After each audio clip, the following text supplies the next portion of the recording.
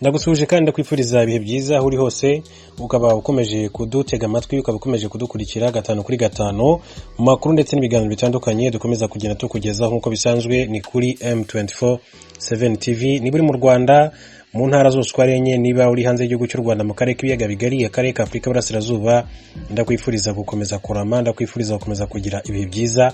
Nawe udukurikiranye uri mu migabane yose uko ari 5 igize isi dutuye, nawe ndakwifuriza ibihe byiza, cyane cyane abanyarwanda mwebwe mudukurikiye, muduteza amatwi, cyane cyane ko mwumva ururimi rw'ikinyarwanda dukoresha. Hanyuma reka tuganire ku makuru ari kuvugwa i Kigali mu Rwanda. Ni umuyobozi w'ingabo mu mujyi wa Kigali, akaba umuyobozi w'ingabo mu ntara y'Iburasirazuba, ni Major General Mubaraka Muganga, yatunguranye avuga amagambo akomeye, n'amagambo yavuze akurikiye inkuru yaje ivuga yuko uwitwa Rusheshangoga Michel yamaze gusezera kuri ruhago cyangwa se ku mupira w'amaguru mu Rwanda. Akaba kandi na Vice President wa APRFC mu by'ukuri akaba yasabye uwahoze ari myugariro w'ikipe Rusheshangoga Michel kwisubiraho ku cyemezo yari yarafashe cyo gusezera umupira w'amaguru ku myaka 26 gusa kuko agikenewe. Michel Rusheshangoga wakinaga ku ruhande rw'iburyo muri AS Kigali, akaba yaraseze umupira mu minsi igera nko kuri 6 cyangwa se 8 ishize, asanga umugore we muri Leta Zunze Ubumwe za Amerika ndetse yamaze no kugerayo. Umuyobozi wungirije rero wa APRFC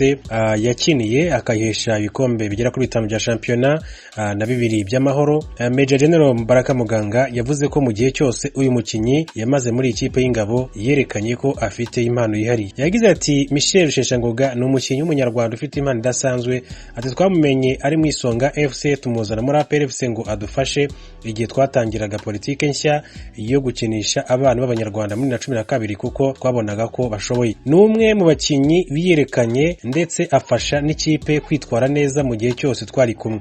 Muri 2016 yigeze gukina nimero 5 mu mutima ba myugariro, umwaka wa shampiyona wose avuye kuri nimero ya 2 iburyo, umwanya tutari tumuziho kandi yitwaraga neza cyane. Afatanyije na bagenzi be beretse isi yose ko abanyarwanda bashoboye kwigira, kwishakamo ibisubizo ndetse no kwihesha agaciro. Uyu muvandimwe rero mu by'ukuri akaba yarakomeje abwira urubuga rwa internet rwa APRFC ko bababajwe no gusezera kwa Michel Rusheshangoga kuko yari akiri muto, amusaba kwisubiraho ku cyemezo yafashe. Mu by'ukuri yagize ati twababajwe rero no kumva ko yasezeye ku mupira w'amaguru mu myaka yaragezemo yo kwitwara neza kurushaho, ndetse no kubera urugero rwiza abakiri bato ajya kugenda yansezeyeho, musaba ko yafata umwanya akumva ibyifuzo bya benshi akisubiraho kuko ari umukinyi udasanzwe. Umupira w'amaguru w'u Rwanda uracyamukeneye ku myaka 26 ku mukinyi abagisigaje nk'indi myaka 10 imbere ye, cyane iyo yifata neza nka Michel Rusheshangoga. Ati ntabwo rero twabyishimiye kuba igihugu cyabura umukinyi ufite impano nk'iriya muri buriya buryo. Ati bidatewe n'imvune cyangwa se indi mpamvu yo mu kibuga, ati ndetse afite buri kimwe umukinyi yakenera, akavuga ngo ndasezeye, ntabwo byumvikana neza. Yakomeje kandi agira ati mu rwego rwo kubw'inyungu z'umupira w'amaguru, ati twamuganirije, ati ndetse yatwizeza ko azaduha igisubizo kizanyura abanyarwanda ndetse gishyigikira iterambere ry'umupira w'amaguru w'u Rwanda muri rusange. Michel Rusheshangoga asezeye mu gihe yaramaze umwaka umwe n'igice mu ikipe y'umujyi wa Kigali nyuma yo kwigeramo mu mpeshyi y'umwaka ushize 2019. Muri Gicurasi kandi uyu mwaka yari yarongereye amasezerano y'umwaka umwe. Ni umwe mu bari bagize Amavubi ya Under 17, yakiniye igikombe cy'isi cyabereye muri Mexique muri 2011, ndetse yakiniye andi makipe atandukanye y'igihugu mu bindi byiciro. Yatangiye gukinira APRFC muri 2012 ubwo yegeragamo avuye muri Isonga FC, ayifasha kwirukana ibikombe bitandukanye bikinirwa mu Rwanda. Muri Nyakanga 2017 yerekeje muri Singida United yo muri Tanzania, ahawe ibihumbi 50 by'amadolari, aho byavugaga ko azajya ahabwa umushahara w'ibihumbi 3 ku kwezi by'idolari, akanagenerwa n'andi 500 madolari mu gihe ashoboye gutanga umupira uvamo igitego. Michel Rusheshangoga rero yamaze umwaka umwe muri Tanzania, ahita agaruka mu ikipe ya APRFC yasinyiye imyaka 2 muri Kanama 2018, ariko nyuma y'umwaka umwe atandukana nayo yerekeza muri ekipe ya AS Kigali nk'uko byakomeje kugenda bigaragara. Akaba rero aherutse gufata icyemezo cyo gusezera umupira w'amaguru, ahita asanga umufasha we muri Leta Zunze Ubumwe za Amerika. Akaba rero ari Major General Mubaraka Muganga, Vice President w'ikipe ya APRFC, akaba umuyobozi w'ingabo mu mujyi wa Kigali no mu ntara y'Iburasirazuba. Akaba yamusabye ko yazisubiraho ku cyemezo yafashe cyo gusezera umupira w'amaguru, kandi ku myaka 26 agikenewe, igihugu kikimukeneye, amakipe akimukeneye, kandi afite byinshi yakomeza kugenda ayaha. Ngubwo rero n'ubutumwa bukomeye yageneye Michel Rusheshangoga rero mu by'ukuri avuga ko yagiriye igihugu akamaro, yagiriye ikipe ya APRFC akamaro, ndetse kandi n'ubu aracyakenewe kugira ngo akomeze afashe aya makipe yombi, yaba ikipe y'igihugu Amavubi, yaba n'ikipe y'ingabo z'igihugu cy'u Rwanda, cyangwa se n'umupira w'amaguru muri rusange, nk'uko Major General Mubaraka Muganga yakomeje kugenda abigarukaho muri iyi nkuru y'ikinyamakuru cya APRFC. Mu ijambo ryafashe umwanya muremure, Perezida Museveni yagerageje gutanga amateka y'igihugu, ariko yibanda cyane ku mahoro, avuga ko mu myaka isaga 100 irimo n'ubutegetsi bw'abakoloni, Uganda itigeze ibona nk'uko bimeze ubu ku butegetsi bwe. Aha Perezida Museveni yagerageje kugereranya igihugu cye n'ibihugu byo mu karere birimo ibihana imbibi n'akarere ka Gisoro, avuga ko bimwe muri ibyo bihugu bikirangwamo umutekano muke kubera politike mbi ishingiye ku moko. Aho niho yavugiye ko mu gihe abandi banyapolitike mu gihugu no mu bihugu bimwe by'ibituranyi bakiri muri politike y'ivangura rishingiye ku moko, ishaka rye ryo ririmo guharanira ubwiyunge bwa Afurika y'Uburasirazuba hamwe na Afurika muri rusange, kwagura amasoko y'ibintu bikorewe muri Uganda. Kuri we umusaruro wa Uganda urenze ibyo bakeneye, cyane cyane mu by'ubuhinzi n'ubworozi, akaba bakeneye ayo masoko. Mu Burasirazuba bwa Afurika tubibumbire hamwe, bigire ubuyobozi bumwe, tugire Uganda, duteranye Uganda, abanyarwanda bahurire hamwe bagire ubumwe, kandi tugire East Africa, kandi Uganda n'ibindi bihugu byo muri East Africa nabyo bibe bimwe, kandi tugire twagana Africa yose. Nuko nyuma yaho tugire Africa yunze ubumwe, hati itukufuka tugande abantu bo bari mu Uganda bari mu madini. Ubwo mu gihe turi gushaka guhuza ibihugu ni mubumbe nka Africa, abandi bari mu bwoko bwabo n'utundi tuntu tutagira uburyo. Hati niga kureba. Nyamara ariko ibi byose Perezida Museveni yavuze bisa nkaho bitanyuze abaturiye ako karere b'ubwoko bw'abafumbira. Basabye by'umwihariko Perezida Museveni kurekura bise umwana wabo General Kale Kayihura, ubufungishijwe ijisho kuva aho yarekuriwe by'agateganyo n'urukiko rwa gisirikare mu mpera z'umwaka wa 2018. Uyu yafunzwe ashinjwa gukoresha nabi ibikoresho by'intambara n'ubufatanyacyaha mu gushimuta impunzi z'Abanyarwanda zigashyikirizwa icyo gihugu mu buryo bunyuranyije n'amategeko. Perezida Museveni yerekanye ko adafite ububasha bwa rekura Kale Kayihura, ariko avuga ko nawe agiye kuzabisaba urukiko rwa gisirikare. Finally, mwashobora Kale Kayihura aboko bakare bahina bakozere ibicumuro bihango, ngo hari abantu bakoze ibicumuro bikomeye cyane, arabababarira. Nabo icyo aboko mwashaba murakinsabye, umuryango mugari wa Gisoro wicaye uyu munsi, mubinsabye umuryango wose wicaye. Nabo icyo naza kugenda ngande na aba military prosecution, nuko ngiye kugenda ndebe urukiko rw'abasirikare abashinjacyaha, nanjye ngiye gushyira mu mutima kugira ngo icyifuzo cyanyu kiveyo, nuko kare bamubabarire kuko n'abandi barababariwe. Murakoze cyane. Perezida Museveni kandi yijeje ko leta yarangije gutegura gahunda yo kubaka kaminuza izitirirwa se wa Generali Kayihura ariwe Johnson Komuruyange Karekezi. Yavuze ko yabaye umwe mu ntwari zaharaniye ubwigenge bwa Afurika, akaza gupfira mu mpanuka y'indege mu gihugu cya Ukraine mu mwaka w'1960 arimo kuva mu nama yo gutegura ubwigenge bw'ibihugu bya Afurika byari bitakabubonye icyo gihe. Ukurikije ubuyobozi bw'intara ya Gisoro, iyo kaminuza yitwa Kale Institute of Science and Technology. Nibutse ko abarimo kwiyamamariza umwanya w'umukuru w'igihugu batandukanye bagize Gisoro bose bagiye bakomoza ku mubano utari mwiza hagati ya Uganda n'igihugu cy'u Rwanda, byagize ingaruka ku migenderanire hamwe n'ubucuruzi bw'abaturiye imipaka ibi bihugu byombi bisangiye. Nubwo icyo umubano hagati y'ibihugu byombi cyatumye u Rwanda rufunga imipaka yagikiye iruhande, uku niko abaturage bari muri iyi nama bakivuzeho. Yatubwiye yuko afite intego yo kubaka ubumwe bwa East Africa. Ubumwe bwa East Africa bumaze kubakwa n'ikimipaka kizaba kirangiye.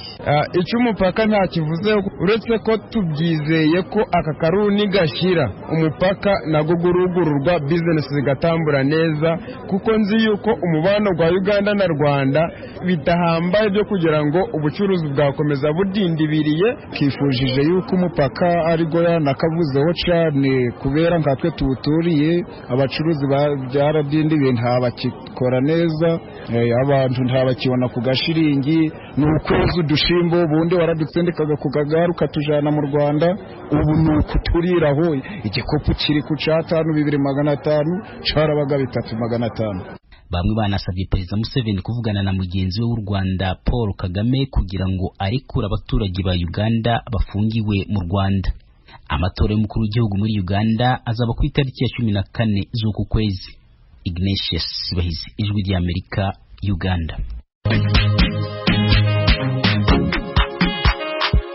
Bakunzi ba radiyo Ijwi ry'Amerika mutuye mu burasirazuba bwa Repubulika ya Demokarasi ya Kongo, turabararika kujya mukurikira ibiganiro byacu ku maradiyo akurikira: Radio Communautaire de la Voix de Mikeno Ibunagana ku murongo wa FM 99.7, Radio Ngoma ya Mani yo mu mujyi wa Baraka kuri FM 88.8, Radio Baraka FM nayo mu mujyi wa Baraka ku murongo wa FM 94.4, Radio Communautaire La Verite ikorera mu mujyi wa Kiwanja kuri FM 99.0. naho ku badukurikira muri mu majyepfo ya Uganda mwakumva ibiganiro byacu kuri Radio Ijwi riyobora Voice of Muhabura ku murongo wa FM 88.9. Ni radiyo Ijwi ry'Amerika iminsi yose kuva ku wa mbere kugeza ku cyumweru.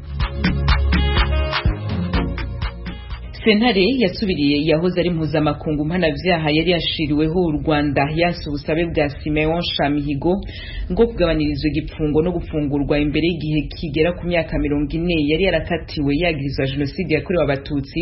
Venuste Nshimiyimana aduha ibindi bisobanuro. Hari hashize umwaka n'amezi 9 ku itariki ya 4 w'ukwezi kwa gatatu mwaka wa 2019 Simeon Shamihigo yasabye ko yagabanirizwa igifungo. Umucamanza Carmel Joshe yamubwiye ko bidashoboka, yabanje kwerekana ko Shamihigo yasabye kugabanirizwa icyaha yitwaje ko hari abandi bakatiwe n'urukiko mpuzamahanga mpanabyaha rwashyiriweho u Rwanda babisabye, nyamara bo bakaba ahubwo barasabye kurekurwa bataranje igihe cy'igifungo. Amwereka rero ko habayemo ukwitiranya ibintu. Nibutse ko hashize imyaka 12 ku itariki ya 12 ukwezi kwa 11 umwaka wa 2008 Simeon Shamihigo yakatiwe gufungwa ubuzima bwe bwose. N'icyemezo cyafashwe n'urugereko rwa gatatu rw'urukiko mpuzamahanga mpanabyaha rwashyiriweho u Rwanda rumaze kumuhamya ibyaha 9 bya jenoside, 2 by'ubwicanyi buhwanye n'icyaha kibasira inyoko muntu, n'ibyaha 4 byo kurimbura imbaga bihwanye n'icyaha kibasira inyoko muntu, n'icyaha kimwe cy'ibikorwa bya kinyamaswa nacyo gifatwa nk'icyaha kibasira inyoko muntu. Mu byaha byamuhamye harimo ubwicanyi bwabereye muri za paruwasi Mibirizi, hari n'ibitaro Shangi na Hanika ndetse no ku ishuri rya Nyakanyinya.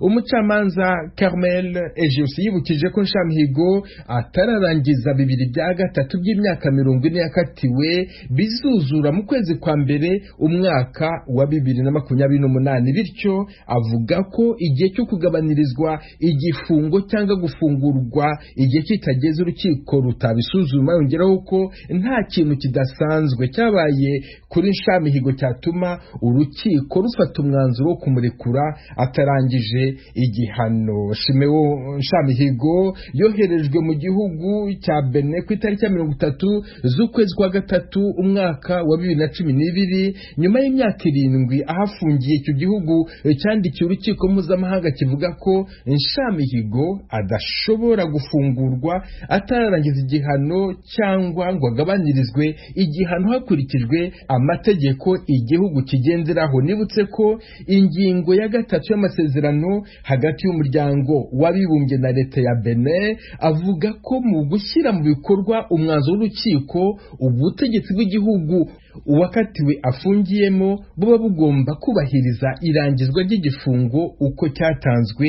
Iyo nayo ikaba ari ingingo umucamanza Carmel Josi yashingiyeho yemeza ko Simeon Nshammihigo ufite imyaka 61 wari wungirije procureur w'Icyangugu muri 1994 yaguma muri gereza. Venuste Nshimiyimana, Ijwi ry'Amerika, Londres.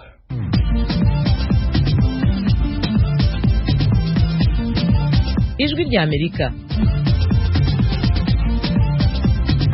Mu munota umwe gusa uramenya amakuru y'Afrika kuri radiyo Ijwi ry'Amerika buri munsi. Reba video y'umunota umwe ku Ijwi ry'Amerika ni ku rubuga rwa Facebook ku Ijwi ry'Amerika.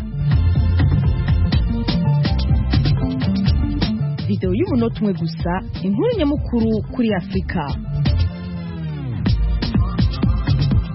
Ni ku rubuga rwa Facebook rw'Ijwi ry'Amerika. Adresi ni VOA Radio Yacu.